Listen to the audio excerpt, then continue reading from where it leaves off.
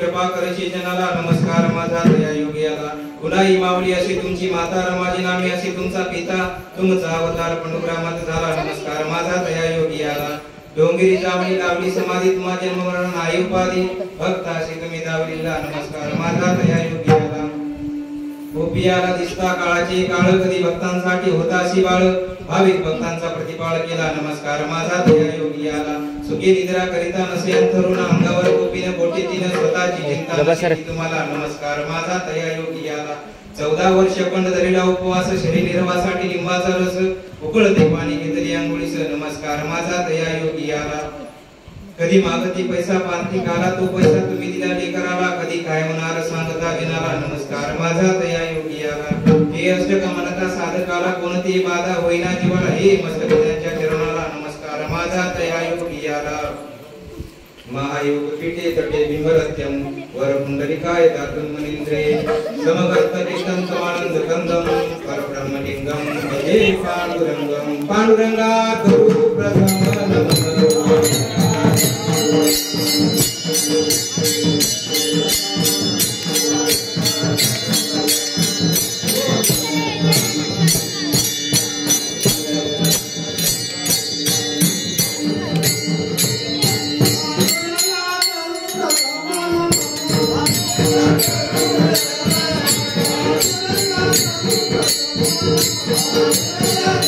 Thank you.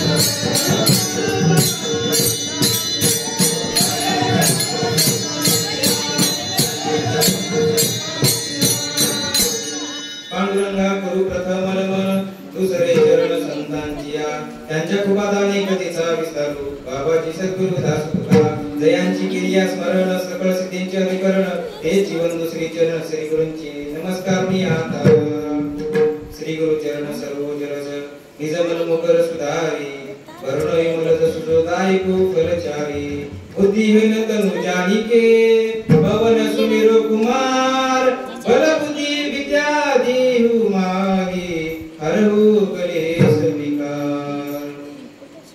प्रस्तुत प्राप्त प्रसंगी कीर्तन रूपी सेवेकरता निवडलेला अभंग संत श्रेष्ठ पैठण निवासी शांती ब्रह्म एकनाथ महाराजांचा भगवान शंकराचं वर्णन करणारा अभंग सेवेकरता निवडलेला आहे। विठ्ठल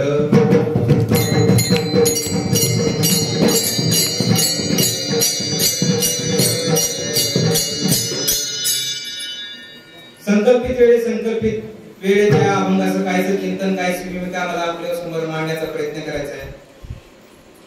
आजचा जो अभंग आहे एकनाथ महाराजांचा 4 चरणाचा भगवान शंकराचं वर्णन करणार आहे।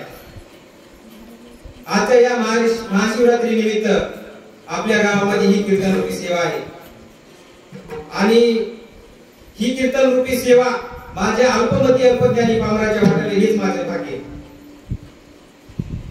या ठिकाणी भगवान शंकराचा अवतार रुद्र अवतार असणारे मारुतरायाच्या चरणी आपल्या सर्वांचं दुःख हरण्याकरता प्रार्थना करू।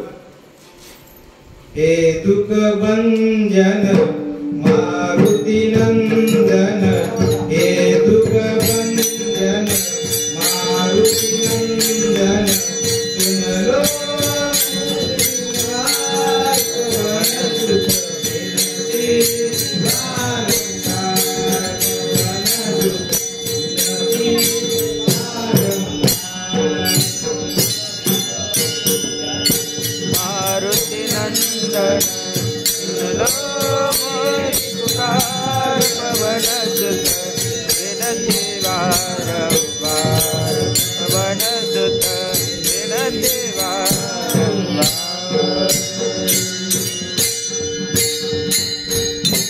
या ठिकाणी सर्वांच्या चरणी नतमस्तक होतो आणि माझ्या सेवेला सुरुवात करतो। विठ्ठल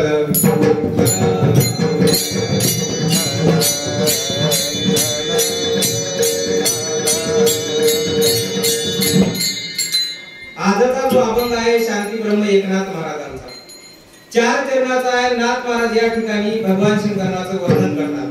भगवान शंकर कसे भोळे आहेत। मग महाराज नाथ महाराज हे संप्रदायाची खांब आहे। जनार्दनी एकनाथ खांब दिला भागवत। मग वारकरी संप्रदायाची खांब असून सुद्धा भगवान शंकराचं वर्णन करतात का हो? त्यांच्या घरी काम करायला कोणता देव आहे? पांडुरंग परमात्मा। भक्ती कोणाची केली? पांडुरंग परमात्म्याची। मग वर्णन कोणाचं करतात? महादेवाचं। असं का? मग महाराज काम करायला एक देव आणि वर्णन तिसऱ्याच केले असं कशामुळे? आपल्या वारकरी संप्रदायाची सुरुवात अधिष्ठान देवता जरी पांडुरंग परमात्मा असली तरी आपल्या वारकरी संप्रदायाचे अधिष्ठान देवता मूळ अधिष्ठान देवता ही भगवान शंकर आहे। म्हणून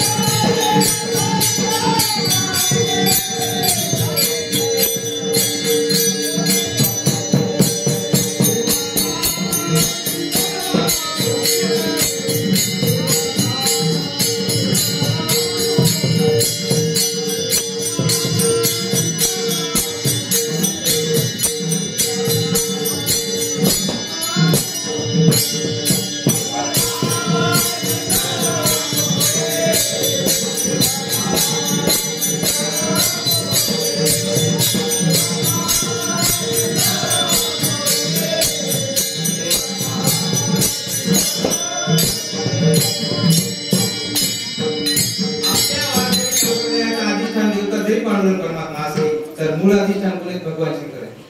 म्हणून गुरु परंपरेच्या अभंग संपत्ती वेळी शेवटी म्हणावंच लागत, आदिनाथ गुरु सकळ सिद्धांचा, आदिनाथ गुरु सकळ सिद्धांचा.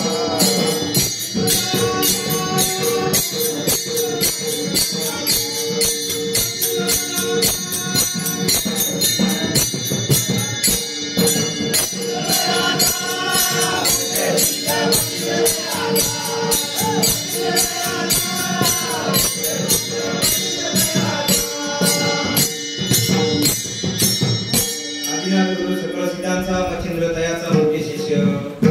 मग आधी गुरु कोण आहे? भगवान शंकर. आदिनाथ. आदिनाथ म्हणजे साक्षात महादेव. आदिनाथ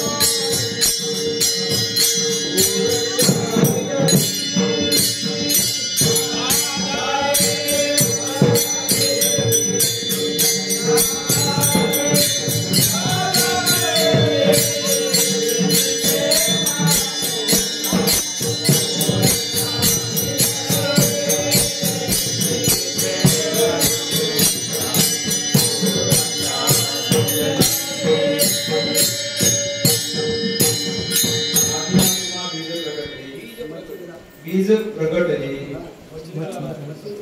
मच्छिंद्राला आदले सहज तिथे. मग महाराज अधिष्ठान देवता कोणी? आदिनाथ. आदिनाथ म्हणजे भगवान शंकर. मग ही नंतर परंपरा, शिष्य परंपरा सुरू झाली. मच्छिंद्रनाथ, गोरक्षनाथ, गहिनीनाथ, निवृत्तीनाथ, ज्ञानदेवा सार सोसविले. ज्ञानदेवाच्या हातात देऊन टाकलं महाराज. मग भगवान शंकर कोणी? गुरु आहेत. या वारकरी संप्रदायाचे गुरु आहेत. मग पांडुरंग परमात्म्याची भक्ती केली नामदेव महाराजांनी, आपलं एकनाथ महाराजांनी. नाथ महाराजांनी भक्ती केली. वर्णन केलं कोणाचं? महादेवांचं. भक्ती केली पांडुरंग परमात्म्याची. नाथ महाराज म्हणतात, अभंगाच्या पहिल्या चरणात सांगतात, शिव भोळा चक्रवर्ती.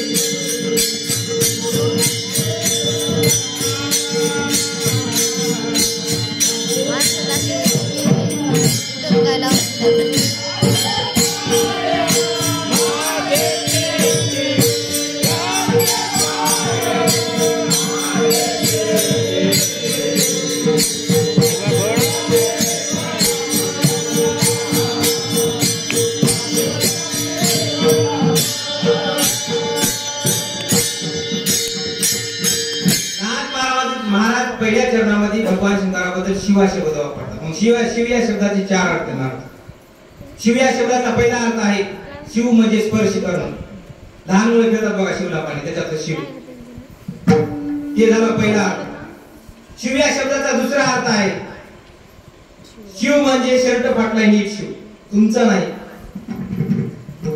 शिव शर्ट शिव, शिव म्हणजे जोडणे, जॉईंट करणे. शिव या शब्दाचा तिसरा अर्थ आपल्या बेनूर गावची शिव. शिव म्हणजे हद्द, रेषा, ऑर्डर. आणि शिव या शब्दाचा चौथा अर्थ आपण आहे जीव आणि ते आहेत शिव. मग भगवान शंकर हे कोण आहेत? शिव. शिव म्हणजे साक्षात परब्रह्म. मग नाथ महाराज आपल्याला या चार अर्थापैकी कोणता अर्थ सांगणार आहेत? नाथ महाराज आपल्याला या चार अर्थापैकी फक्त भगवान शंकर हे साक्षात परब्रह्म आहेत एवढं सांगणार, बाकी त्यांचं घेणं देणं नाही. मग भगवान शंकर हे साक्षात परब्रह्म आहेत. शिव हे स्वरूप आहे.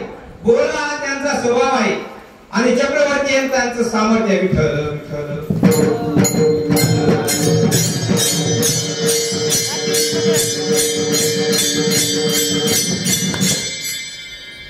भगवान शंकर हे भोळे आहेत हे सगळ्यालाच माहिती. पण माझा एक प्रश्न आहे की भगवान शंकर खरंच भोळे आहेत का? तीन देवाकडे तीन कामं दिले. उत्पत्ती, स्थिती, लय. ब्रह्मदेव निर्माण करतात, विष्णुदेव जागवतात आणि माणसं उचलायचं खातं कोणाकडे? महादेवाकडे. मग ज्या माणसाकडे डिलीटचं बटन आहे ते माणसं भोळा असेल का हो? मग भगवान शंकर हे भोळे का म्हटले नाथ महाराजांनी? ते भोळे आहेत फक्त भक्तांसाठी. नाथ महाराज सांगतात ते भोळे कशासाठी आहेत? भक्तांसाठी भोळे आहेत.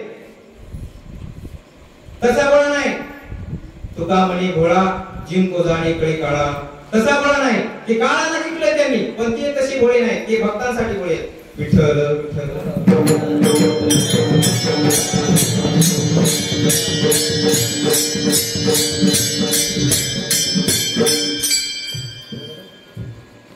मग भगवान शंकर हे भक्तासाठी भोळे आहेत.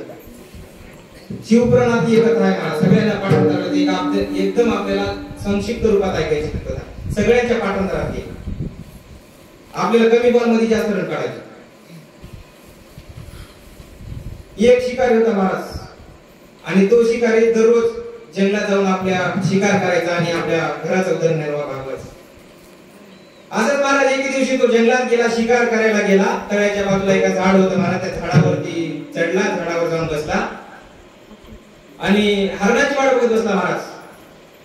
आणि बसल्या बसल्या महाराज, माणूस कोणताही असतो, बसल्या बसल्या महाराज काहीतरी करीतच राहते. इथं बसलं चटीलाच वड, कोणाचं धोतरच वड, हे करायचं काम. तसं त्याला बसल्या बसल्या महाराज काहीच नाही.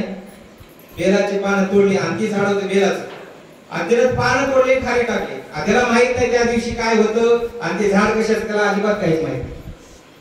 आणि त्या ठिकाणी महाराज त्याला बेलाचे पानं तोडले, खाली टाकले, आणि खाली त्या झाडाखाली महादेवाची पिंड होती, लिंग होतं महादेवाचं.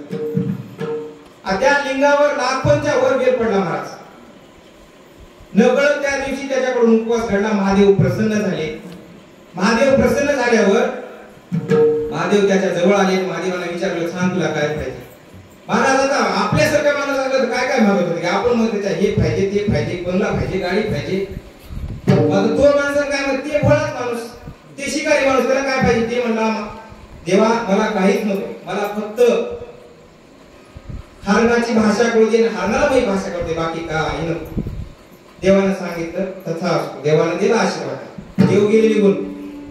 थोड्या वेळानंतर महाराज हरिण त्या ठिकाणी आलं, तळ्यावर पाणी पिलं.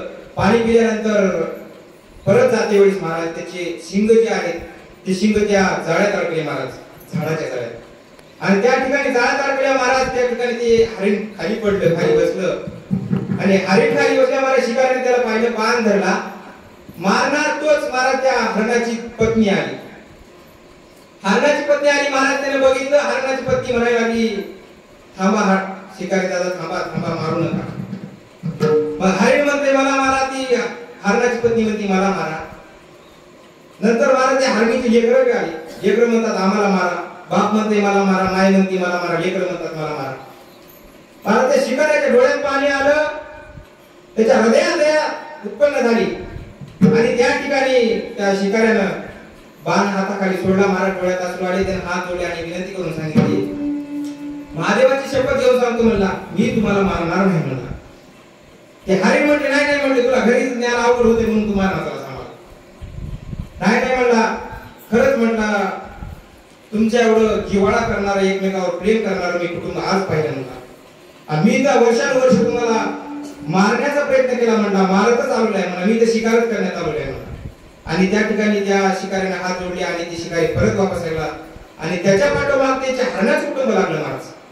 शिकारी घराजवळ आला. शिकारी घराजवळ आले मला ते हरण पाठीमागे आले आणि त्या शिकारीच्या दारात येताच महाराज त्या हरणांचं ध्येयात रूपांतर झालं, मनुष्यरूपी ध्येयात रूपांतर झालं आणि त्यांना वैकुंठावर यायला विमान आलं महाराज. आणि त्या ठिकाणी महाराज त्या शिकाऱ्यांना त्यांना सांगितलं अरे मला पण घेऊन चला.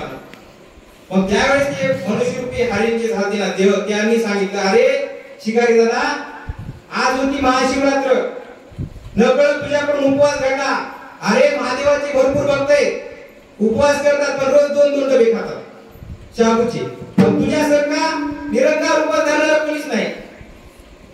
आणि आजच्या दिवशी तुझ्याकडून देवाची उपासना झाली, तुझ्याकडून व्रत झालं आणि त्याच्यामुळे तुला देव पावन झाले. पण आजपर्यंत जेवढं पाप केलं होतं ते नष्ट झालं, पण तुला वैकुंठाला यायला इतकं तुझं पुण्य झालं नाही. मग काय कर, तू आजच्या दिवसापासून पुढच्या महाशिवरात्रीपर्यंत व्रत कर, देवाची उपासना कर. आणि नंतर त्या शिकाऱ्यानं त्यांचं ऐकलं, ते हरण निघून गेले. आणि त्या शिकाऱ्यानं ऐकल्यानंतर महाराज त्यानं त्या दिवसापासून पुढच्या महाशिवरात्रीपर्यंत व्रत केलं, उपासना केली आणि त्याला भगवंत न्यायला आले. अशा प्रकारे महाराज भगवान शंकरी भोळे त्यांनी पाहिलं का शिकाऱ्याचं काही अगोदरचं? अजिबात पाहिलं नाही. फक्त आपल्या चित्तामध्ये महाराज निर्मळ भाव पाहिजे, म्हणून भगवान शंकरी भोळे आहेत. विठ्ठल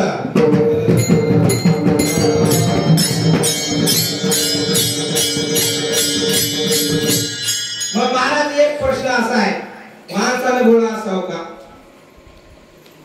माणसानं भोळा असावं पण माणसानं गावळं नसावं.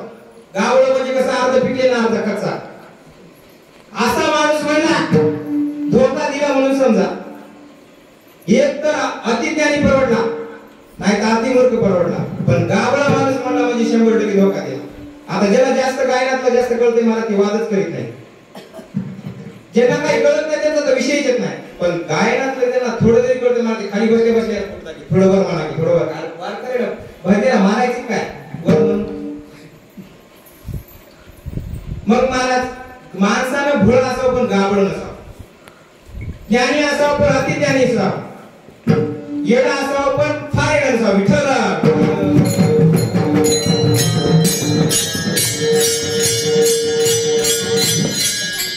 पण आताच्या काळामध्ये महाराज भोळे माणसाची संख्याच नाही, भोळे माणसंच राहिले. आताच्या काळामध्ये सगळे गाबळे माणसं आहेत.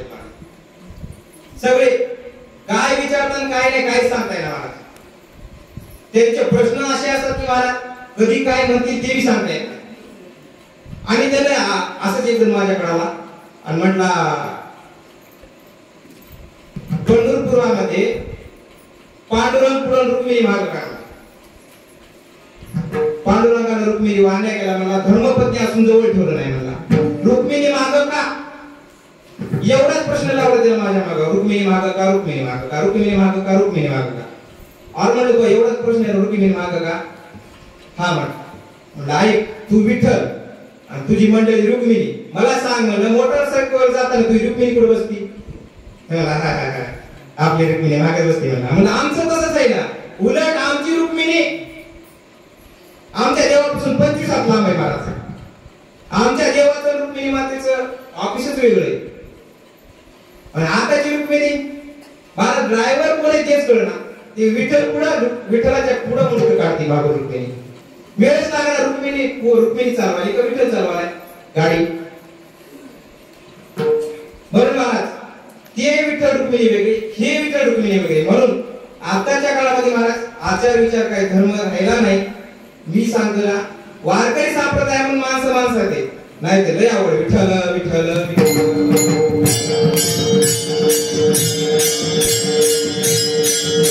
म्हणून माणसाला भोळाचा पण गावळ नसा. आणि भगवान शंकरी भोळे भक्तासाठी शिव हे स्वरूप आहे, भोळा त्यांचा स्वभाव आहे आणि चक्रवर्ती हे त्यांचं सामर्थ्य. मग नाथ महाराजांनी चक्रवर्ती उपमा का दिली असेल बरं? चक्रधारीपणे भगवान श्री विष्णू अर्थात पंढरीचा पांडुरंग परमात्मा. मग चक्रवर्ती काय प्रकरण आहे हे आपल्याला कळत पाहिजे ना.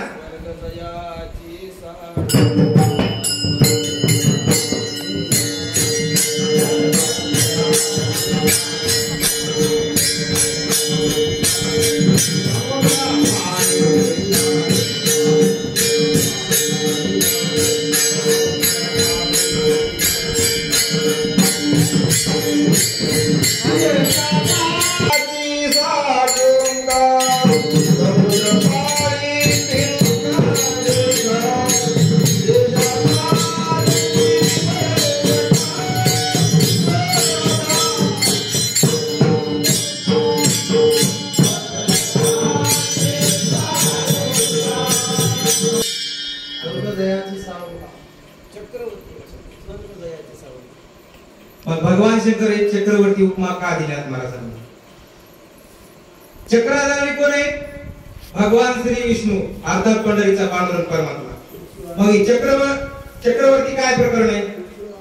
नाथ महाराजांनी चक्रवर्ती का उपमा दिली भगवान शंकराला? त्याचं एक कारण आहे महाराज. चक्रवर्तीची व्याख्या सांगतो तुम्हाला. पंढरपूरची सगळ्या देवांपैकी पहिलीच वारी कोणी केली असेल तर भगवान शंकराने केली. तुम्ही म्हणसाल कस काय? रंभातिक नाचती उभ्या जोडून हात,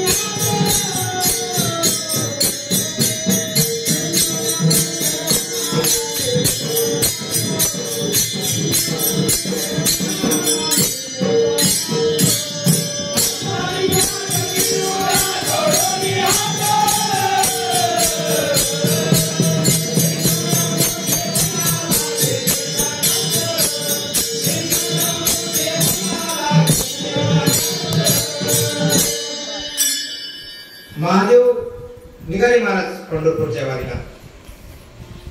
आता महादेव निघाले महाराज पार्वती वाले म्हणले महाराज कुणी कर? महादेव म्हणले निघालो होता आम्ही पंढरपूरला वारीला. म्हणजे एकटेच? हा म्हणले आम्हाला काही नाही परमात्मा शिवा. सरकारनं आम्हाला आरक्षण दिलंय म्हणले. एसटीपी हाफ तिकीट झाले आणि आता तर असं झाले म्हणले कॅम्प्युटर गेले की 45 कधी 75 झाले ते कळणार म्हणले. सगळ्याला अधिकार आहे म्हणले. सगळ्या पुरुषांनाच अधिकार नाही म्हणले. सगळ्यांची येथे आहे अधिकार. यारे यारे लहान थोर याती भरती नारे घर, सगळ्यांना एकदा अधिकार आहे म्हटले.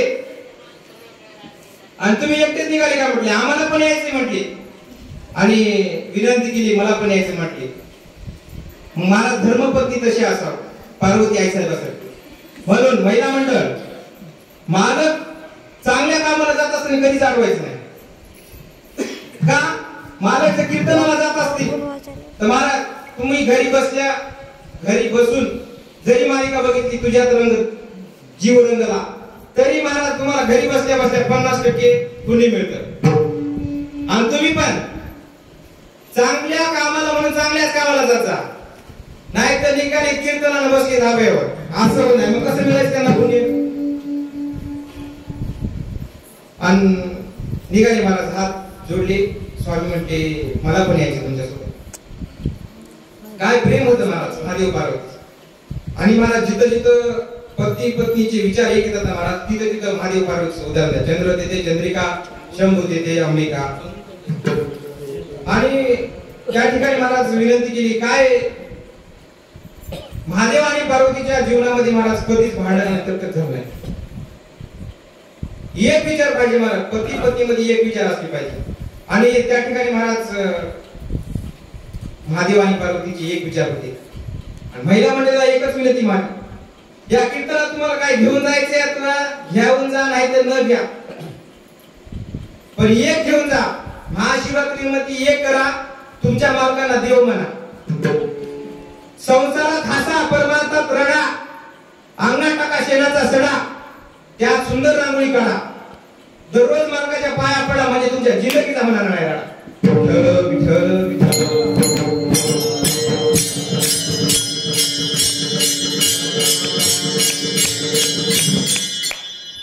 म्हणून पती पत्नी मध्ये एक विचार असले पाहिजे. आणि पती पत्नी मध्ये एक विचार कधी होता? नवीन लग्न झालं. नवीन लग्न झाल्यावर नवरीची भाषाच अशी असती, नेमकं त्याचं व्याकरणच कुठे होते तेच कळत नाही मला. ती बोलण्याची पद्धत अशी असते महाराज. लग्न झाल्या झाल्या काय त्यांची भाषा काय सांगताच येत. नवीन लग्न झाल्या झाल्या मालकाला म्हणती अहो ऐकलं का जेवायला म्हणू का तुम्हाला जेवायला असं. आणि 1 वर्ष झाल्यामध्ये गिळायचं का नाही? 2 वर्ष झाले की म्हणते हाताला घेऊन गेला. आणि तिसरे वर्ष झाले की मग घेऊ म्हणतो पंढरपूरची वारी किंवा निघते दिंडी किंवा निघते व दिंडीतला वरण भात खातो घरचा गुलाबजामुन. मग असं असते महाराज काय करायचं सांगा. म्हणून संसारात पती आणि पत्नी मध्ये एक विचार असले पाहिजे. पाय लक्ष्मीच्या हाती तिसी यावे का कोलती. महादेव परमात्मा निघाले महाराज वारीला आणि त्यांच्या बरोबर रुक्मिणी माता म्हणली मला पण यायचे म्हणजे मग रुक्मिणी माता आपलं पार्वती माता पण निघाल्या आणि पार्वती माता निघाल्या महाराज गणपती बाप्पा थोडं थांबणार. गणपती बाप्पा म्हणले हा म्हणले मला यायचे म्हणले. गणपती बाप्पा निघाले. आता गणपती बाप्पा निघाले नदी थोडं थांबणार आम्हाला यायचे म्हणले. निघाले सहकुटुंब सहपरिवार महाराज. कसे निघाले वारकरी जसे निघतात तसे. आणि वारकरी कसे निघतात महाराज आहे का गळ्यामध्ये हातामध्ये टाळ गळ्यामध्ये तुळशीची माळ पताका लावून काठीला विठ्ठला वारकरी आलाय भेटीला विठ्ठला वारकरी आलाय भेटीला.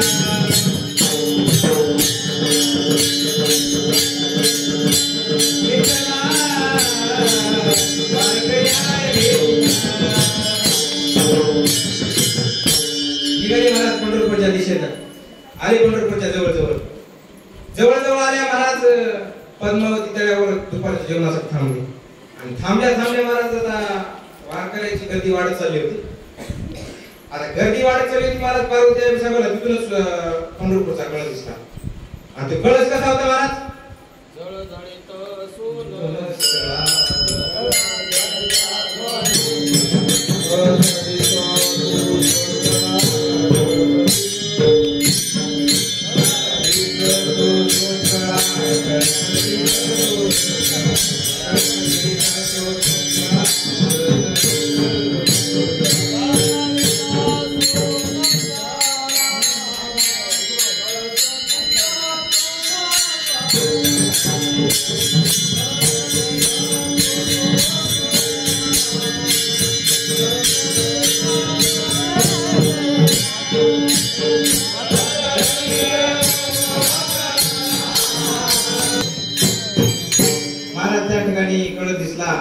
आणि कळसाचं दर्शन झालं म्हणजे देवाचं दर्शन झालं असं ज्ञानोबा सांगतात. आणि त्या ठिकाणी कळसाचं दर्शन झालं म्हणजे देवाचं दर्शन झालं इतकं पुण्य मिळतं असं ज्ञानोबा सांगतात. मग त्या ठिकाणी रुक्मिणी माते म्हणजे आता मी इथंच थांबते. पार्वती माता म्हणजे मी इथंच थांबते. आता पार्वती माता तिथंच थांबले महाराज आहे का पंढरपूरच्या बाजूला 1-1.5 किलोमीटर अंतरावर पद्मावती नावाचं तळ आहे आणि त्या तळ्यावर अंबिका मातेचं मंदिर आहे. तेव्हाच थांबलेली आहे पार्वती माता अजून पण तिथेच आहे. आता पुढे जायला कोण राहिलं महादेव गणपती बाप्पा आणि नंदी. पंढरपूर मध्ये आले चंद्रभागे